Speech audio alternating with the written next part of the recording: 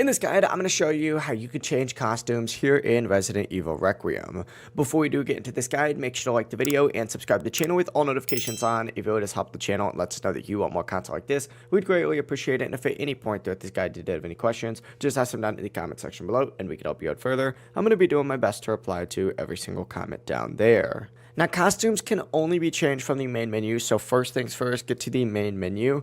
And keep in mind, you cannot switch outfits in the middle of the chapter, so make sure you exit your current run first. And from the main menu, go to this little bonuses section right here, open it up, and once you're in here, find the bonus settings tab. Select this, and you're going to see the option to change whatever, person's outfit you have. So either choose Leon or Grace, select it, and then choose whatever, costume you've unlocked. For example, the Apocalypse one right here, I could go ahead and select that and it'll be equipped for the rest of my next playthrough.